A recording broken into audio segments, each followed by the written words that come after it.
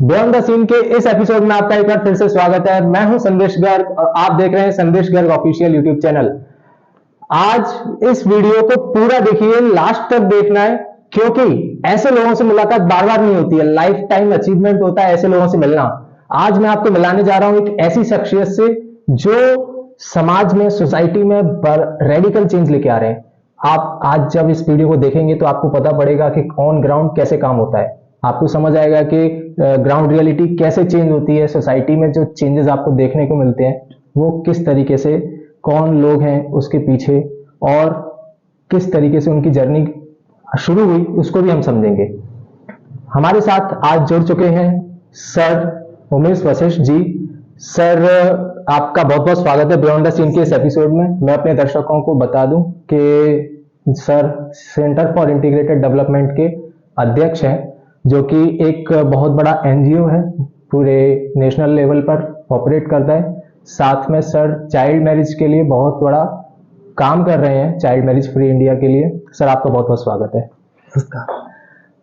आज हम शुरुआत करेंगे सर आपसे ये जानकर कि आपकी जो जर्नी है वो किस तरीके से शुरू हुई, क्योंकि हमारे दर्शक इस तरीके के जो पॉडकास्ट हैं वो इसलिए सुनना चाहते हैं क्योंकि उनको एक इंस्पिरेशन मिल सके। तो सर, मेरा सबसे पहला सवाल आपसे यही है कि आप अपनी जर्नी के बारे में थोड़ा सा हमारे साथ शेयर करें कि किस तरीके से आपकी शुरुआत हुई इस समाज सेवा के क्षेत्र में। बहुत बहुत धन्यवाद। एक तो संदेश, आपने हमें आज अपनी बात कहने का मौका दिया और हमारी जो एक सोच की परंपरा है, बदलाव की परंपरा है जी, वो आपके चैनल के माध्यम से और भी साथियों को प्रेरित करेगी, ऐसी मैं कामना करता हूं आपकी सफलता की। जी दरअसल क्या है कि हमारे राष्ट्रपिता महात्मा गांधी कहा करते थे कि जहां समस्या होती है वहीं से उसका समाधान निकलता है। हम लोग जब छात्र जीवन में आए थे तो बहुत सी चीजों के प्रश्न हमको नहीं मिलते थे कि लोग इतने गरीब क्यों हैं, उनके बीच में इतनी विसंगतियां क्यों हैं, सरकार की इतनी योजनाओं के चलते भी उनको लाभ क्यों नहीं पहुंच रहा है। तो हमारा जो एक छात्र जीवन में एक पूरा समूह था, वो एक विभिन्न तरीके के छात्र अलग अलग सेक्शन से सोसाइटी के आए हुए थे और उन लोगों ने सबने मिलकर तय किया कि हम लोगों को कुछ इस चेंज के लिए अपना क्या रोल हो सकता है, वो हमको अपनी भूमिकाएं ढूंढना होंगे। तो हम लोग उसी चीज को लेके, जैसे बापू ऐसा कहा करते थे कि जो अंतिम पंक्ति का व्यक्ति है, जब संविधान भी बना तो उन्होंने कहा था उसमें इसका स्कोप कहाँ है जी। तो हमने भी अपनी यात्रा उस अंतिम पंक्ति के व्यक्तियों के साथ शुरू की और इस संस्था के निर्माण की संकल्पना भी वहीं से उत्पन्न हुई। और जो भी था उस टाइम हमें ऐसा कोई भान भी नहीं था कि इसके लिए हमारे साथ बहुत ज्यादा लोग जुड़ जाएंगे और ये कारोबार इतना बड़ा हो जाएगा। तो जो भी लोग स्लम्स में रहते थे, झोंपड़ियों में रहते थे और उनके साथ जो विभिन्न प्रकार की दिक्कत आती थी, उनके बच्चों के साथ दिक्कत आती थी, तो जो प्रेशर माइनिंग में, खदानों में काम करते थे, तो जब हमने उन लोगों से जाके बात की तो उनके पेरेंट्स, जो माता पिता थे, वो कहते थे देखिए हमारी जिंदगी तो ये सारी चीजें करते करते गुजर गई है, लेकिन हम ये चाहते हैं कि हमारे बच्चे अब इस दलदल से बाहर आए जी। तो फिर समझ में आया कि काम से हटा के बच्चों को शिक्षा के साथ कैसे जोड़ा जाए।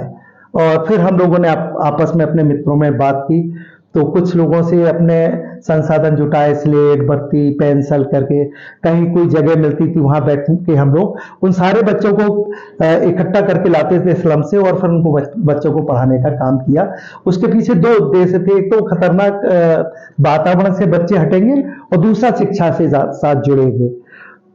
एक स्कूल से शुरुआत हुई थी, धीरे धीरे करके फिर हमने बाल श्रमिकों के करीब आज की तारीख में 13 स्कूल ऐसे हैं जो हम उनके बच्चों के लिए चला रहे हैं। इसके अलावा हमने फिर भारत सरकार की एक योजना है नेशनल चाइल्ड लेबर प्रोजेक्ट, उसके माध्यम से भी जब ग्वालियर में सर्वे हुआ था तो उनने करीब 223 बाल श्रम आइडेंटिफाई किए थे पूरे ग्वालियर जिले में, जबकि हमें मालूम था कि इससे कहीं ज्यादा संख्या तो बच्चों की हमारे पास ही है। तो जब हमने उसको कहा कि नहीं, इसके लिए ये न्याय नहीं हुआ और होना चाहिए, तो यूनिसेफ संस्था के जो मनु कुलकर्णी साहब थे, वो उन्होंने कहा कि नहीं, अगर आपको ऐसा लगता है तो क्या आप हमारे लिए सर्वे कर सकते हैं।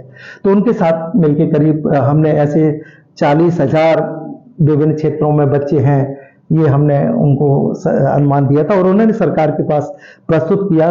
बाद में सरकार ने उसके आधार पर चाइल्ड लेबर के 40 स्कूल चलाए करीब विभिन्न क्षेत्रों में। तो वो यात्रा हमारी बाल अधिकार की शुरू हो गई, जो आज तक बच्चों के विभिन्न अधिकारों पर हम लोग काम कर रहे हैं। इसके अलावा भी महिलाओं के अन्य क्षेत्रों में भी काम कर रहे हैं। जी, तो सर जैसा आपने बताया कि चाइल्ड लेबर से लेकर आप महिलाओं तक सभी सेक्शन ऑफ द सोसाइटी को कवर कर रहे हैं।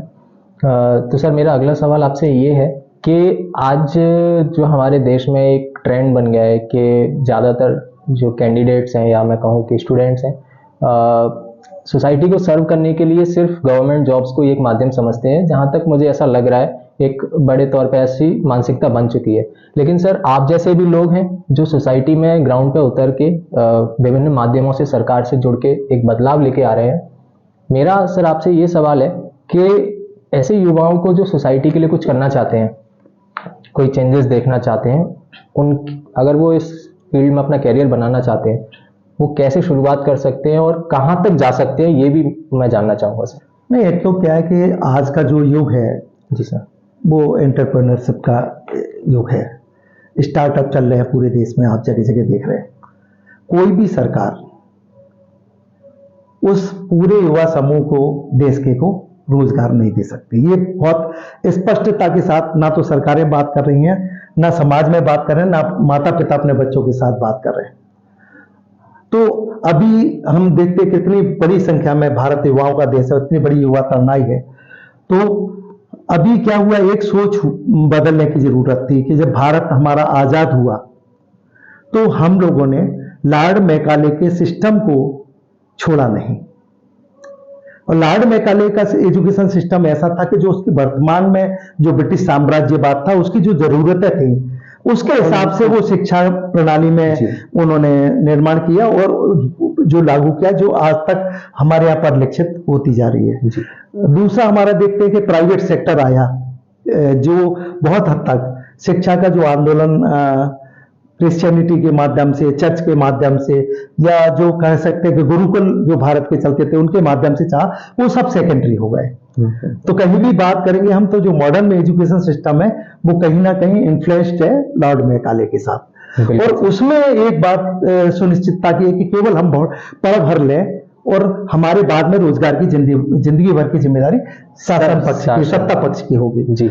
अब उसको लेते हुए क्या हुआ, सरकार ने जो भी विकास के काम थे धीरे धीरे करके सब अपने हाथ में लिए और युवाओं के माध्यम से और रोजगार के माध्यम से वो काम करना शुरू कर दिया। अब आज की चुनौती ये है कि अगर सब कुछ सरकारें करेंगी तो बाकी समाज क्या करेगा जी। तो हम लोग समाज के अंदर जो गैप्स हैं, जो कठिनाई है, जो युवाओं को मार्ग नहीं दे पा रही हैं, तो हमारा ये कहना है कि हम लोग उसके साथ साथ लाइफ स्किल एजुकेशन की भी बात करें। हम जीवन जीने की कला है, आप देख रहे हैं कि कोटा जैसी संस्थाएं हैं जहां लोग बच्चों को भेज रहे हैं और आज ये है कि हर महीने 5-6 बच्चे अपना जीवन त्याग कर रहे हैं, करते हैं, और केवल इसलिए कि उन पर प्रेशर है कि अगर आपको लॉर्ड मैकाले के सिस्टम को सस्टेन करना है तो टॉप पर जाना है, टॉप करना है। तो हर कोई टॉप हो नहीं सकता जी। तो टॉप का कंपटीशन जो ला रहा है वो समता मूलक समाज की स्थापना के विरुद्ध है, एक सामाजिक ढांचे में बराबरी के अधिकार के विरुद्ध है। उसमें हायरार्की बेस्ड सिस्टम है कि हम टॉप पर पहुंचना है तभी हम अपने लाइफ को सक्सेस कर सकते हैं। अब हर कोई तो टॉप पे पहुंच नहीं सकता, तो इसलिए ये भी सोचने का जरूरत है कि विभिन्न विकल्प क्या हो सकते हैं। हमको लगा कि कहीं समाज में ये विसंगतियां इनको लेकर काम करना चाहिए, तो हमने सोशल सेक्टर में काम करना शुरू कर दिया। कोई उद्योग का कर सकता है, कोई व्यापार कर सकता है, पर मूल में जो भी काम करें, है ना, वो ह्यूमन सेंटर्ड होना चाहिए। सही है सर। हमारे देश में ह्यूमन सेंटर्ड काम की जरूरत नहीं है। आज इंडस्ट्रियल जो ग्रोथ हुआ है उसके अंदर कैपिटलिस्टिक सोसाइटी हुई है, वो अपने अपने प्रॉफिट के लिए सब लोग काम कर रहे हैं और इसलिए जो बहुत बड़े गैप्स आए हैं। तो हमको ऐसे काम की तरफ जाना पड़ेगा, तभी कोई विकल्प लगेगा। कि एक तो यह कि जो बड़ी आबादी की जरूरतें हैं जी, उनसे संबंधित ही काम करें। एक हमारी गांव में समाज व्यवस्था पहले हुआ करती थी कमोडिटी एक्सचेंज की, हाँ, जो हम देखते थे, वस्तु विनिमय इसको कहते हैं। तो वो सिस्टम होता, तो वो गांव की पूरी इकोनॉमी को गांव के अंदर ही संभाल के रखता था। जी सर। लेकिन अब आज की तारीख में हम उपभोक्तावादी शिकार हो गए हैं उसको उपभोक्तावाद में। तो ऐसी चीजें जो बाजार से में बाहर से आ रही हैं, हाँ। तो हमारे मजदूर की कमाई भी वो बाहर जा रही है, तो उसके जीवन में काम नहीं आ रहा। हाँ। दूसरा महत्वपूर्ण ये है कि हमें ये भी सोचना पड़ेगा कि क्या जरूरत है। एसेंशियल प्रोडक्ट पे हमको ज्यादा काम करना चाहिए, उनकी कॉस्ट रिड्यूस हो उसके लिए काम करना चाहिए। और एक जो कैपिटलिस्ट सोसाइटी में रेस है कि हमको इसी अमुक कंपनी का मोबाइल चाहिए, इसी अमुक कंपनी की बाइक चाहिए, ये कार चाहिए, इससे हमको युवाओं को निकालना पड़ेगा। तो इससे क्या होता है, तनाव आता है, और जब वो उन खर्चों को पूर्ति नहीं कर पाता युवा, तो वो दिग्भ्रमित होकर दूसरे उसमें जाता है, और इसके कारण वो फिर कहीं ना कहीं गलत लोगों के साथ में फंसना भी है, ये भी है। जी जी जी। तो तीसरा एक सबसे महत्वपूर्ण प्रश्न है कि जो आज की तारीख में मीडिया है, तो मीडिया भी सामाजिक भूमिका में हमारे युवाओं के ऊपर कोई चर्चा करने तैयार नहीं है। आप बधाई के पात्र है कि कम से कम इस बारे में बात तो कर रहे हैं, वरना आज कई मीडिया है तो वो दूसरी तरफ विकल्प ढूंढने की बात कर रहे हैं। बिल्कुल। तो मेरा कहना मतलब है कि जब भी हम काम करते हैं, तो मैंने बताया कि हमने बच्चों को देखा, उसके लिए काम किया, तो वो जो भी व्यक्ति काम करना चाहता है, चाहे मार्केट का बिजनेस का काम करना चाहे, चाहे एंटरप्रेन्योरशिप कुछ करना चाहे, कुछ प्रोडक्शन करना चाहे, वो आसपास के परिवेश में देखे कि इस चीज की जरूरत है, किस चीज की मेरे परिवार में जरूरत है, किस चीज की मेरे मोहल्ले में जरूरत है, किस चीज की मेरे शहर में जरूरत है, और उसकी पूर्ति कहीं बाहर से कहां से हो रही है, ये बहुत समझना जरूरी है। अगर उसकी पूर्ति, जैसे सपोज करो कि आपका मुरैना से शुरुआत आपने किया है, मुरैना में कितनी चीज इंपोर्ट हो रही है बाहर से, फॉरेन से कितनी हो रही है, इंडिया से कितनी हो रही है, और कितना प्रोडक्शन बाहर जा रहा है। तो पहले जो इंपोर्ट हो रहा है उसका अल्टरनेट हम अपना सस्ता कैसे और क्वालिटी वाला दे सकते हैं। दूसरा, ये जो हमारा पैसा जिन जिन चीजों के लिए बाहर जा रहा है, उसको हम अपने घर में कैसे रोक सकते हैं। तो ये इस पर काम करेंगे आज के युवा, तो ज्यादा मुझे लगता है अच्छा होगा। और वैसे अगर हमारे सेक्टर में आना चाहते हैं तो वेलकम है, जरूरत है इस क्षेत्र में, आज कोई आना नहीं चाहता। हाँ, तो ये भी बहुत अच्छा है। क्योंकि सर ऐसा मैंने देखा है युवाओं के बीच, जब मैं जाता हूँ या उनसे इंटरेक्ट करता हूँ, तो एनजीओ सेक्टर उनको ये लगता है कि कहीं हम हमारे कैरियर, जैसे मान लीजिए कोई एक इंजीनियर है और अगर वो एनजीओ में अपना प्रोफेशन स्विच करना चाहता है, तो पहले उसे अपने परिवार का ही विरोध उसका सामना करना पड़ता है। दूसरा ये कि उसके जो पीयर ग्रुप है वो भी बहुत ही कम लोग ऐसे होंगे जो एनजीओ के सेक्टर में कहीं जा रहे होंगे। तो ये जो एक अपॉर्चुनिटी है इस सेक्टर में, आपको क्या लगता है कि सर किसी प्रोफेशनल यंग पर्सन को कहां तक ले जा सकती है, कितनी ग्रोथ दे सकती है सर? दरअसल क्या है कि दोनों चीज हाथ साथ में लेके नहीं चली जा सकती हैं। ये सेक्टर है समर्पण का है, इसमें समय से लेके सारी चीजें हम लोग देने आए हैं, लेने नहीं आए हैं। अब ये भी जरूरी है कि जिस व्यवस्था में हम लोग जीवन निर्वाह कर रहे परिवार है, उसकी भी आवश्यकता है। तो दोनों के बीच में सामंजस्य बिठाना है, ना तो साईं उतना दीजिए जहाँ मैं कुटुंब समाज में भी भूखा नहीं रहूं, साधु भी भूखा ना जाए। तो वो चीजें भी हमको समझना पड़ेंगी कि मेरी मिनिमम नीड क्या हो सकती है और उससे मैं कैसे शुरुआत कर सकता हूँ। कोई बिजनेस हो या सोशल सेक्टर हो, पहले कंट्रीब्यूट करना पड़ता है। किसान भी कंट्रीब्यूट करता है, जुताई करता है, बीज बोता है, सिंचाई निराई गुड़ाई करता है, और तब कहीं जाके सब कुछ अनुकूल हो गया, तब उसको उसका उत्पादन मिलता है। कई लोगों को उसमें भी असफलता मिलती है। तो फिर ये मान के क्यों युवा चलता है कि मैं जिस काम में जाऊं उसमें सफलता ही मिले। सफलता मिलती नहीं, सफलता अर्जित करना पड़ती है। ये एक तो मूल मंत्र है। दूसरा, पूरे कमिटमेंट के साथ अगर आप किसी भी काम को करेंगे तो एक दो बार निराशा आ सकती है, अंत में सफलता जरूर मिलती है। जब हम लोगों ने ये काम शुरू किया था सामाजिक क्षेत्र का, तब हमें ये भी नहीं मालूम था कि इसमें वित्तीय सहयोग कहीं से मिलेगा। हम तो बस स्वेच्छा से काम करते रहते थे, और जब हमारा काम ज्यादा प्रचलित हुआ तो कुछ एजेंसीज आई कि भाई आप इतना करते करते थक जाएंगे, तो हम लोग आपको सहयोग करना चाहते हैं। तो उन्होंने किसी ने किताब का, टाट पट्टी का, किसी ने टीचर की सैलरी तो ये भी विचार आया कि भाई आप 4 और स्कूल ऐसे खोल सकते हैं। हमने कहा हमारे पास तो 5 बच्चे खोल सकते हैं, तो हम इसके लिए नियमित सहयोग करेंगे, आप कितना कर सकते हैं। तो हमारा लोड भी कम हुआ, यहाँ तक कि मेरे एक मित्र थे, उन्होंने अपना स्कूल चलाने के लिए अपना भवन दे दिया था कि ये सोशल कॉज के लिए आप चलाइए इसको। एक और हमारे जो पहले उपाध्यक्ष हुआ करते थे, उन्ना भवन हमारा ऑफिस के लिए दे दिया था। तो ऐसे बहुत से अच्छे लोग मिलते हैं, बस अब उनको आप विश्वास दिलाने में कामयाब हो पाए कि आप उनके पैसे का सदुपयोग करें। तो पहला मिशन था हमारा कि हम किसी से भी कैश कंट्रीब्यूशन नहीं लेंगे, तब वो शुरुआत हुई थी। फिर दूसरा हमारा रहा कि अगर लेंगे तो बिना बैंक ट्रांजेक्शन के हम, पारदर्शिता बहुत जरूरी है, तो उसके ट्रांसपेरेंसी के साथ हम काम किए। वो वैल्यूज आज भी हमारी हैं। हम जो भी है जिन लोगों के साथ भी काम करते हैं, पूरा हमारा आय व्यय का लेखा जोखा हम उनके साथ भी शेयर करते हैं, अपनी टीम को भी हमारी पता रहता है, तो हम कुछ छुपाते नहीं। और अगर साफ दिल से अगर आप अच्छा काम करना चाहते हैं तो फिर आपके हेल्प करने वाले बहुत होते हैं। और आज हमारे ऑर्गेनाइजेशंस को काम करते हुए इतना टाइम हो गया, 92 में हमने पंजीयन कराया था, पर हमें बीच में कम ज्यादा तो होता है, समय आता है। कोविड के टाइम पे भी कुछ चैलेंजेस आए, क्योंकि राहत सामग्री बांटना थी, तो उसमें भी सहयोग मिला, पर उतना नहीं मिल पा रहा था, बीच में कम आए। लेकिन ये है कि आज की तारीख तक हमको किसी के पास पैसा मांगने जाना नहीं पड़ा, ये बहुत बड़ी उपलब्धि हम अपनी मानते हैं। और जो भी अच्छे जो वित्तीय सुविधा देने वाले आंदोलन के साथी हैं, वो हमको देते हैं, हम पूरी पारदर्शिता से उनका काम कर रहे हैं, तो वो कोई ऐसी दिक्कत आती नहीं है। तो मैं तो ये कहूँगा कि honesty is the best remedies for success. हाँ सर, आपने बहुत अच्छा लेसन दिया है हमारे दर्शकों को, निश्चित ही इससे बहुत इंस्पिरेशन मिलेगी सभी को।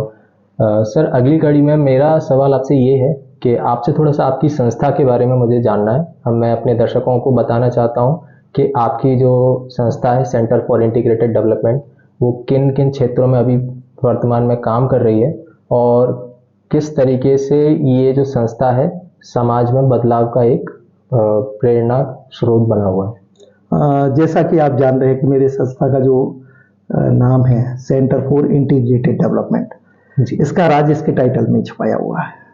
उसी टाइम हमने कुछ भी नाम अपने मन से नहीं रखा, बहुत सोच समझ के रखा। हमारा मानना है कि समग्रता में ही विकास संभव है। Okay, integration. हाँ बिल्कुल।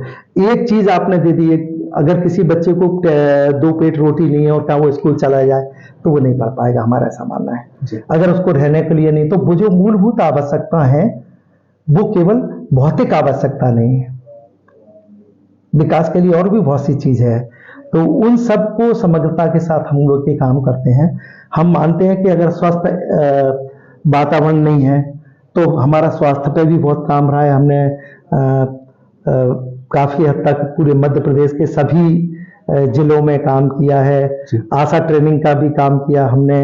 जिंक ओआरएस से होने वाली 30% मौतें थी, उनको रोकने का डायरिया मैनेजमेंट पे काम किया है हमने एनीमिया पे काम किया, और हमने पूरे प्रदेश की सरकार में जहां जहां भी हमें सरकार के साथ काम करने का मौका मिला, एक कॉमन अंडरस्टैंडिंग के साथ जो एजेंसी हमारे साथ आई हमारे साथ, तो उनके साथ मिलकर हमने पूरे प्रदेश में इसको कैपेसिटी बिल्डिंग का काम किया। हमने लोगों ने स्वास्थ्य पे काम किया। इसके बाद हम ये कहते हैं स्वास्थ्य का मूल कारण क्या है, तो हैंड वॉशिंग बहुत जरूरी है, हम मानते थे, तो हस्त प्रक्षालन पे काम किया। हमने जो माइक्रोन्यूट्रिएंट डिफिशियंसी है उसको काम किया। हमने फूड हैबिट्स पे बहुत लोगों को समझाने की कोशिश की, क्या खाना है क्या नहीं खाना, कैसा पहनना है, इस पर बहुत काम करने की कोशिश करी।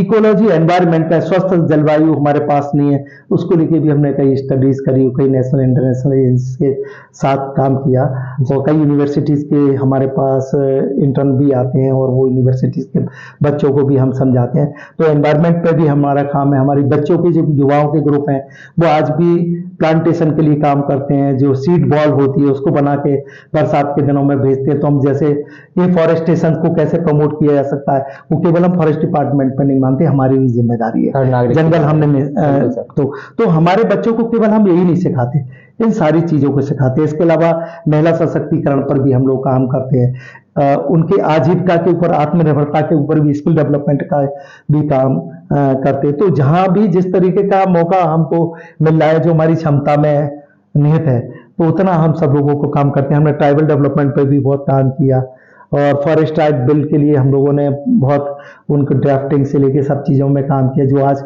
जंगल में लोग रह रहे थे, तो उनको उनके यहाँ बहुत बड़ी पैमाने पर देखते थे कि भूख से होने वाली मौतें थी, उनको रोकने में भी सरकार और हमने मिलकर काम किया। कुपोषण के लिए एक एनआरसी का मॉडल बना था, जो शिवपुरी से ही शुरू हुआ था।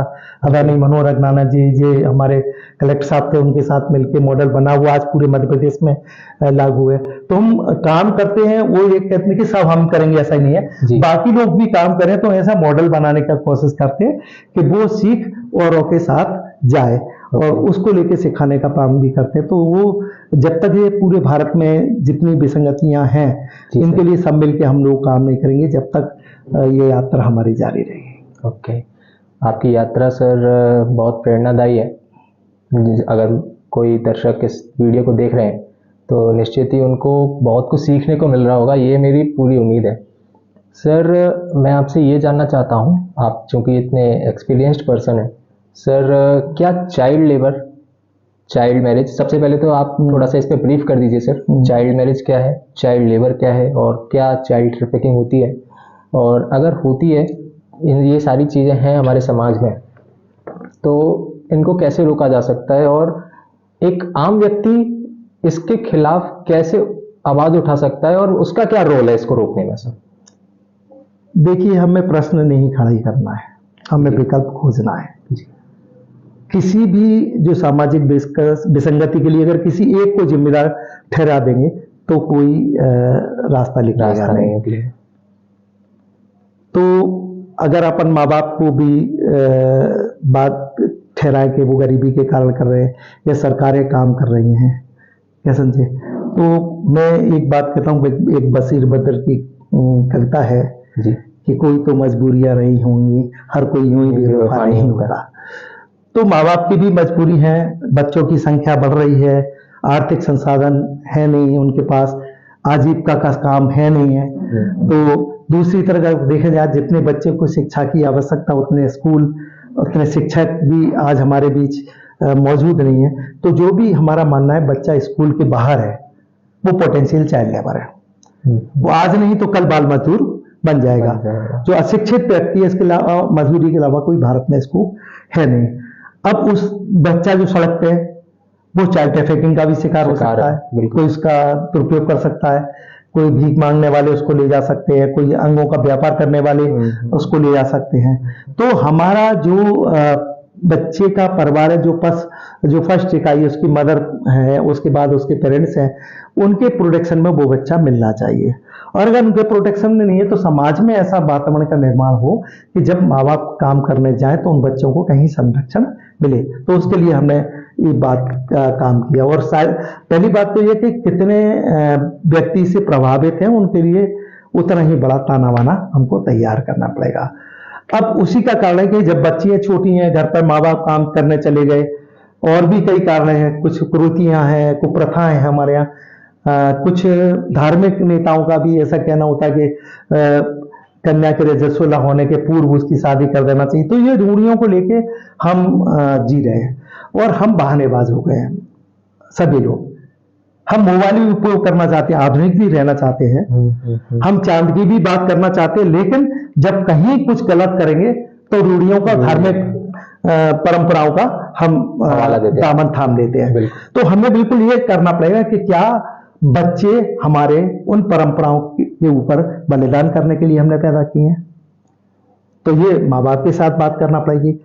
फिर अगर माँ बाप के साथ ये दिक्कत है कि वो बच्चों को कहाँ रखें, तो उनके बच्चों के संरक्षण के लिए हमें काम करना पड़ेगा। सरकारों की प्राथमिकताएं ये आए, समाज की ये प्राथमिकताएं, तो वहां रखना पड़ेगा।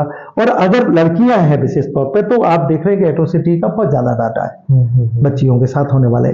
तो अगर मैं बात करूं कि एवरेज भारत का 23% बाल विवाह का है, तो मुरैना में हमारे 27% का बाल विवाह का डाटा है।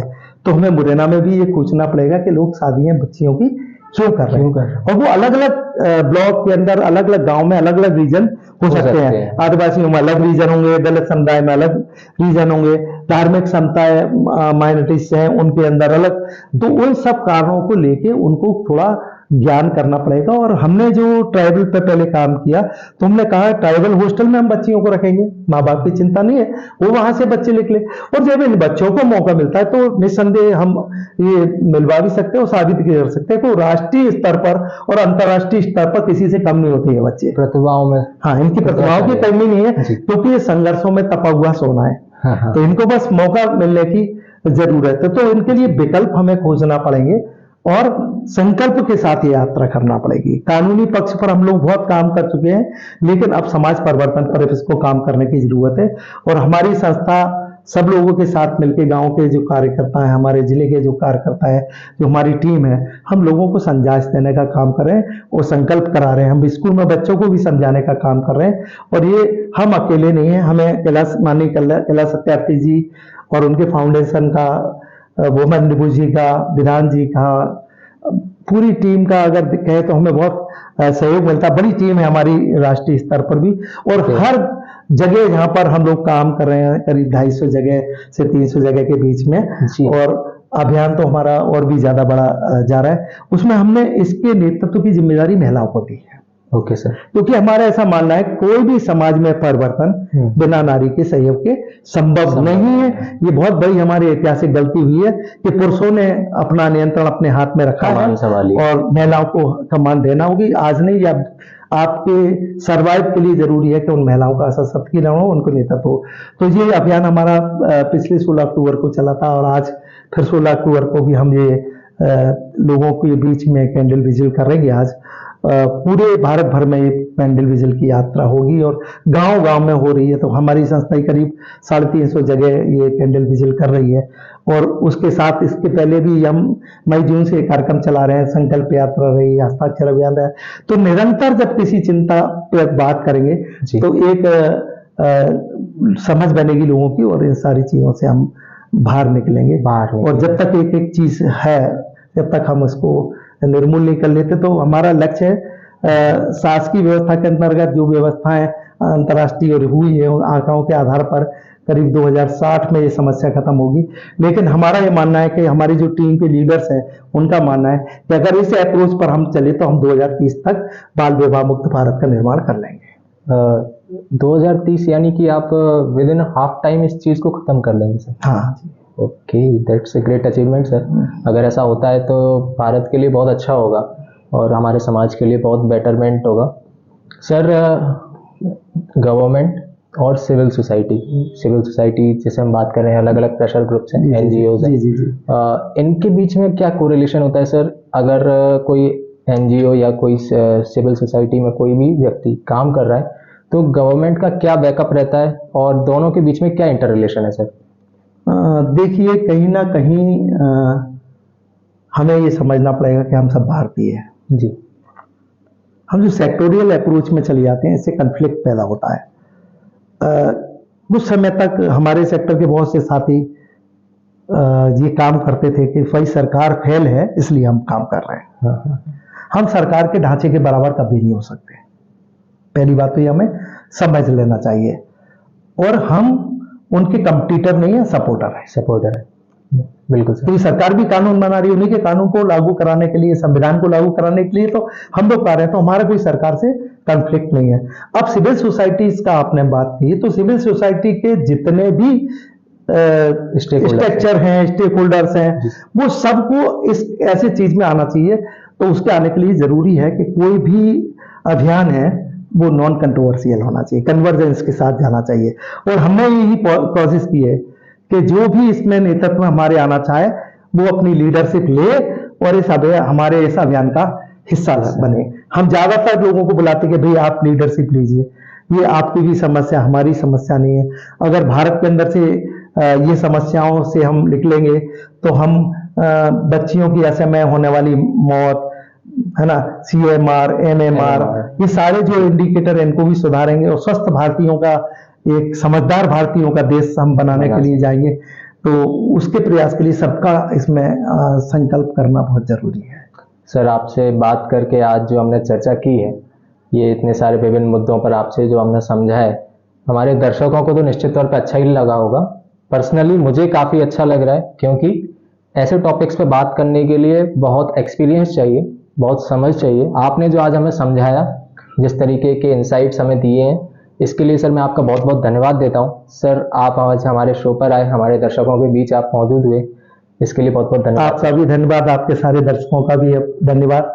मैं उनसे भी अनुरोध करूंगा कि आप लोग भी हमारे इस पुनीत यज्ञ में अपनी कंट्रीब्यूशन करें, ताकि हम इस बाल विवाह मुक्त, बाल श्रम मुक्त, बाल यौन शोषण से मुक्त और बाल ट्रैफिकिंग से फ्री इंडिया का निर्माण करने में सफल हों। धन्यवाद।